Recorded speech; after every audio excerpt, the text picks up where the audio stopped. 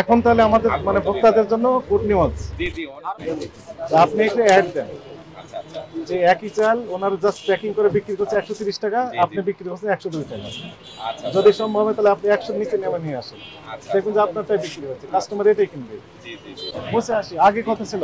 আগে প্রায় পেডাল করে মোটামুটি যেমন 46 করে, এই চালটা আসার পরে এখন কন্টিনিউয়াসলি দাম করতেছে। 28 থেকে শুরু। গত সপ্তাহে কত ছিল এটা? গত সপ্তাহে 3700, এখন 3585। যেমন আজকে দুনিয়াও বাজার করছে। আজকে আর কত? বাংলাদেশে সেই মাত্রা আমাদের একদম যারা স্টক করতেছেন তাদের একটু সমস্যা হচ্ছে। স্টক না, ধরেন আমরা ছোট করতারা 100 বস্তা মাল আসছে একদিনে তো বিক্রি করতে পারবে না। কয়দিন লাগে?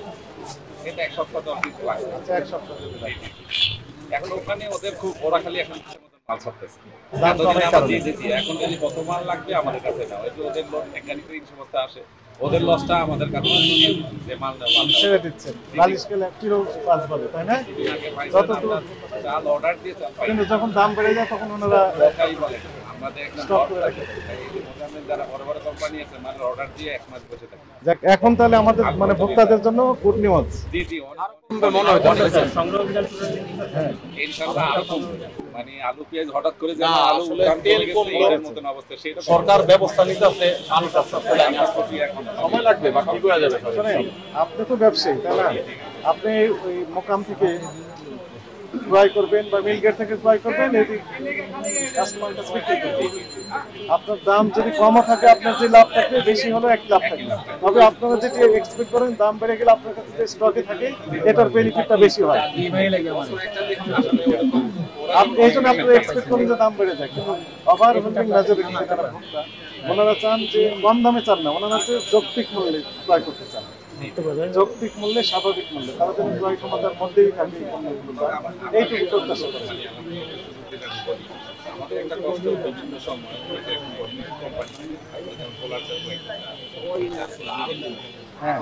না, ধানের বাজার এখন খবর নিলে এদের এত বেশি ক্রেতা, আসলে কি বাজার অনেক কমার কথা। এই পোলার চাল এখন নাজির সালে তো দাম কমবে। যেমন আমি একটা আপনাদের মাধ্যমে বলি, হঠাৎ করে পোলার চাল কেন 300 টাকা পাচ্ছে, 700 টাকার পোলার চাল তার ছেলে বলছে কি এক্সপোর্ট হবে বাংলাদেশ, এই না কি বলছে।